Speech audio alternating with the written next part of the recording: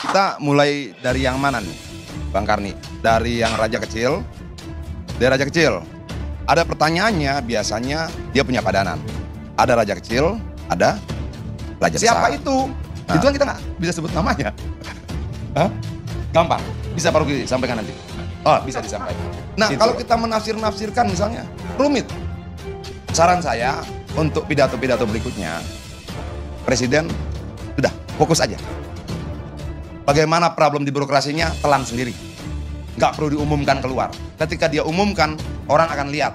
Nggak masyarakat Indonesia, nggak politisi Indonesia, seluruh negara akan lihat ada yang sedang tidak bagus dalam sana.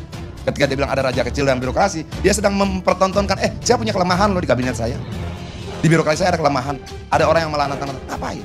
Ngapain sebagai presiden dia mempertontonkan kelemahan komposisi birokrasinya pada orang lain? Ada gunanya? Nggak ada.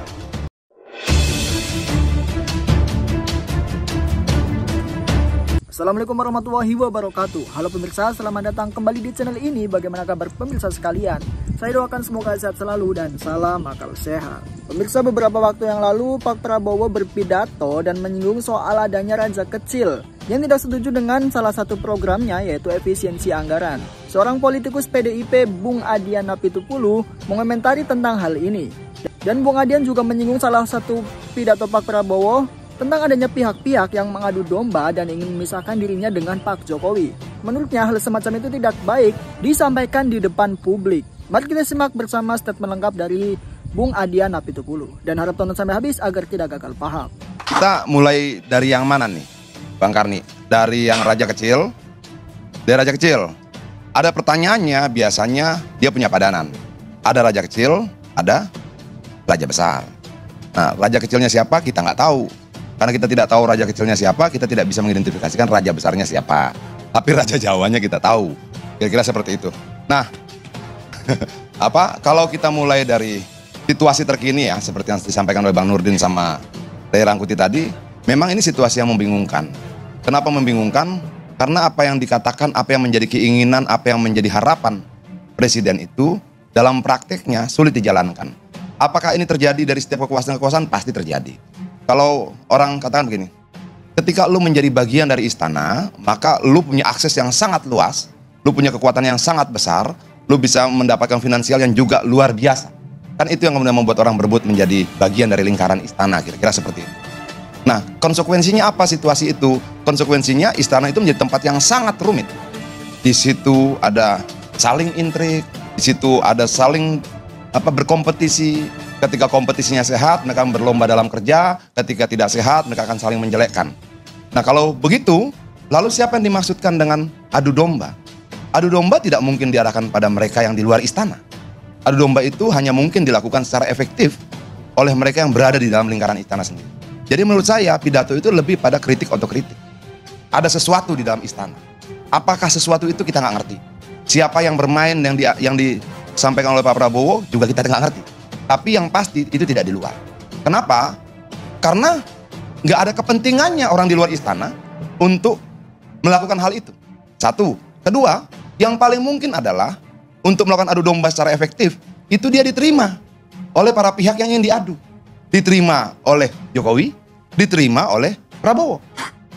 Nggak mungkin efektif kalau tidak diterima oleh salah satu. Kalau kita bicara divide et impera zaman kolonialisme dulu, ketika kolonialisme masuk, dia harus masuk dan diterima oleh para kelompok itu, baru dia efektif melakukan adu domba. Dan itu tidak mungkin dilakukan. Artinya clear. Pertama, itu terjadi dalam lingkaran istana. Termasuk raja kecil tadi. Raja kecil yang disebutkan tadi kan ada dalam birokrasi tuh. Kalau salah tolong dikoreksi. Bagian dari birokrasi. Kenapa dia dianggap menjadi raja kecil? Berarti dia punya power dong. Dia punya kekuatan dong. Kalau raja berarti dia punya rakyat dong. Kalau kita mau tafsirkan. Gitu loh. Mungkin nggak kemudian misalnya mereka yang tidak punya rakyat dianggap atau disampaikan sebagai raja kecil. Kalau begitu, maka bisa lebih sempit lagi nih. Ketika analisanya raja kecil atau raja besar pasti punya rakyat. Pasti dia memimpin. Kalau dia tidak memimpin sebuah kelompok rakyat, sebuah komunitas rakyat, maka dia tidak disebutkan sebagai raja. Oke, siapa itu? Ya diidentifikasi saja. Siapa yang memang dianggap punya rakyat. Jadi sebenarnya gampang tanpa harus menyebut nama. Arahnya kemana? Misalnya begini. Bung Rocky tiba-tiba jadi bagian dari birokrasi itu. Tapi dia nggak punya rakyat. Dia tidak memimpin siapa-siapa. Dia hadir sebagai seorang profesional saja. Bisa nggak kita sebut sebagai raja kecil? Nggak bisa. Nggak ada raja tanpa rakyat. Gitu loh. Artinya bahwa kalau disebut raja kecil, pasti dia punya rakyatnya dalam tanda kutip ya. Nah, hal seperti itu semakin mempertegas arahnya kira-kira ke siapa. Begitu Bang Karno. Kalau kita bahas soal LPG, kita bahas soal anggaran, ya ini juga membingungkan juga ya. Kita pernah berdebat ya Bang Nurdin soal LPG. Kenapa begitu? Kemarin Luhut bilang sekitar berapa 50% dari anggaran bansos ya? Ya, 50% dari 500 miliar kalau tidak salah anggaran bansos. Triliun ya, 500 triliun anggaran bansos itu dikorupsi. Yang korup pasti bukan penerima bansos. Pasti mereka yang mendistribusikan bansos itu. Gitu loh. Nah, begitu juga dalam konteks gas. Yang korupsi pasti bukan warung. Yang membuat dia tidak efektif, yang membuat dia boros bukan warung, tapi tentunya yang mendistribusikan dari level atas. Kenapa? Pengoplosan itu terjadi di setiap desa, di setiap RT. Cenderung ada. Mau besar, mau kecil, cenderung ada. Kalau negara gagal, kemudian memberantas pengoplosan itu, baiknya evaluasi itu sistemnya, bukan warungnya yang dilarang jualan. Itu termasuk juga efisiensi anggaran ini. Kenapa? Katanya untuk mengurangi korupsi. Mengurangi korupsi itu tanggung jawab pemerintah. Caranya bagaimana? Pilih orang yang bersih. Perbaiki sistemnya. Perbaiki orang-orangnya. Sistem yang baik dengan orang yang buruk sama saja dengan sistem yang buruk dan orang yang baik. Nggak akan ada yang bisa. Mampu tidak kemudian pemerintah kemudian membuat sistem yang baik dengan menempatkan orang-orang yang baik. Bisa tidak dilakukan misalnya di negara mana tuh deh, yang katanya sekian puluh ribu aparat polisian, pegawai negerinya itu diganti seketika itu loh. Apa ada negara apa itu? Lupa. Nah, apa? Pokoknya gitulah. Nah, berani nggak melakukan terobosan seperti itu? Kenapa? Memang harus ada yang dilakukan. Dan itu dengan tindakan, bukan dengan kata-kata. Bansos dikorupsi. Gas hilang. Anggaran dipotong karena mencegah korupsi juga. Katanya seperti itu. Lah kalau di mana-mana terjadi korupsi, lalu yang menjadi korban adalah warung di satu sisi, kedua mereka yang mau menggunakan jalan, karena saya di Komisi 5, yang menjadi problem buat kita adalah dari 47.000 kilometer. 47.000 kilometer jalan nasional itu yang rusak ada 3.200 kilometer. Anggaran yang dikasih 29 triliun itu tidak akan mampu memperbaiki itu. Artinya bahwa selama setahun ini kita harus biarkan rakyat menikmati jalan rusak itu. Kalau kemudian dalam kerusakan jalan itu terjadi kecelakaan, maka sedikit banyak negara bertanggung jawab. Negara terlibat dalam peristiwa itu. Contoh kecil, walaupun misalnya ini level provinsi. Tahu nggak bahwa di Parung Panjang itu dalam 6 tahun ada 196 orang ketabrak, kecelakaan lalu lintas. Artinya rata-rata bisa dikatakan per 2 minggu 2 orang. Itu tanggung jawab siapa? Negara dong. Lalu bagaimana kemudian kita akan kurangi agar di tahun berikutnya berkurang, di tahun berikutnya bahkan tidak ada, ketika jalan tidak diperbaiki. Nah, bagaimana kita memperbaiki jalan ketika kemudian anggarannya dipotong? Nah, ini ruwet benar. Lalu orang bilang IKN. Sampai hari ini kalau tidak salah, kalau salah dikoreksi ya Bang Nurdin, anggarannya 1,5 triliun tetap kan? Betul kan? Nah, kita mau pakai apa? Jadi kalau orang bilang IKN itu cenderung mangkrak, cenderung mangkrak. Kita jangan lihat 48 triliun dalam 5 harinya. 1,5 triliun dalam 1 tahun itu potensial hanya mungkin digunakan untuk perawatan saja. Gak bisa buat bangun apa-apa. Nah, kalau kemudian ada orang bilang ini tidak mungkin berjalan, apakah itu maksudnya mengadu domba? Ya tidak, emang secara angka nggak mungkin kok. Angka itu tidak memungkinkan dia membangun apa-apa dalam jumlah banyak dan signifikan sebagai sebuah negara yang ibu kotanya mau pindah. Kalau orang katakan begitu, itu adu domba, tidak. Itu fakta, itu angka yang di kotak-katik mau kayak apapun memang tidak bisa. Begitu loh. Kalau kemudian misalnya sekarang misalnya undang-undang minerba mau dirubah, ada satu pasal yang sangat menakutkan. Saya sudah bicara sama ketua Balek dari Gerindra ya. Saya bilang bisa nggak ini agak dibahas lebih lanjut. Kita nggak perlu perdebatkan apakah ormas keagamaan dapat. Sudah panjang perdebatannya. Apakah perguruan tinggi dapat? Sudah panjang perdebatannya. Walaupun saya berpikir nanti yang akan antri depan kantor rektor itu bukan lagi mahasiswa mencari beasiswa, bukan lagi serangkaian peneliti, tapi bohir-bohir tambang gitu yang akan bertemu dengan rektor, yang akan bertemu dengan ketua yayasan. Nah, kalau kemudian itu terjadi, ya sudahlah. Tapi ada satu hal, ketika penyelesaian kasus Iup Tumpang Tindih, ketika undang-undang ini dijadikan undang-undang dan kasus Tumpang Tindih itu belum selesai, maka negara mengambil alih. Ini bahaya betul.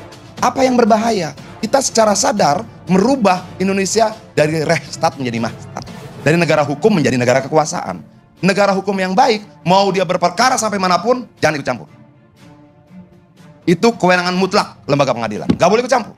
Nah, dalam pasal 173B kalau tidak salah, dikatakan bahwa negara ambil alih ketika sengketanya belum selesai. Loh, lalu negaranya sedang berjalan kemana? Kalau saya katakan seperti itu, apakah saya sedang mengadu domba? Tidak, itu data, itu kata demi kata yang bisa kita baca sama-sama. Nah, menurut saya, kalau ada yang katakan, kalau Pak Prabowo bilang ada yang mengadu domba, itu biasanya orang yang diterima di sana, orang yang diterima di sini.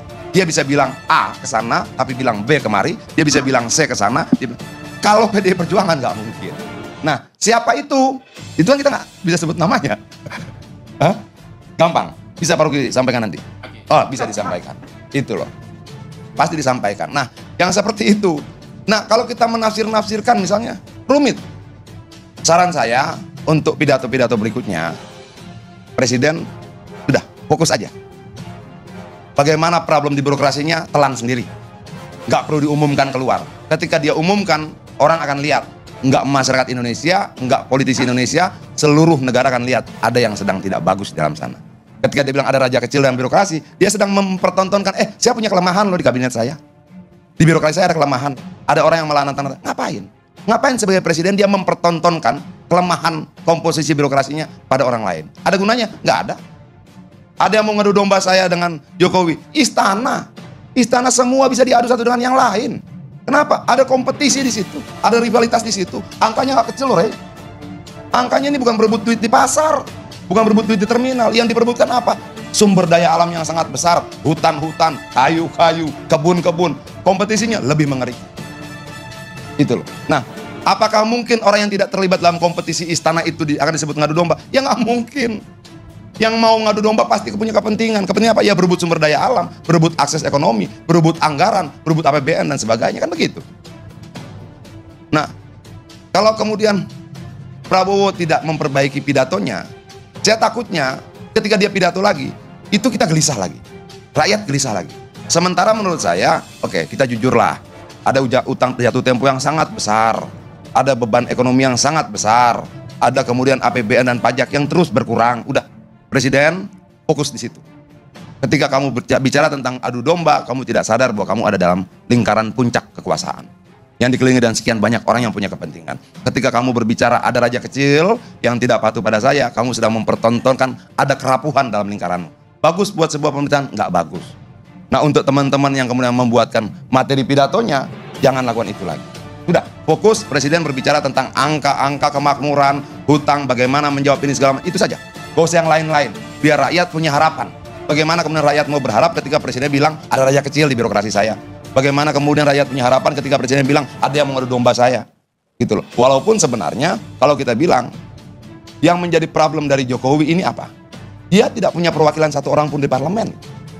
Harusnya Presiden bernegosiasi, pemerintah bernegosiasi dengan parlemen, bukan dengan orang di luar parlemen. Jadi kalau kemudian orang katakan seperti itu, saya katakan seperti itu mau memisahkan Jokowi sama Prabowo? Tidak, tapi itulah ketatanegaraan kita.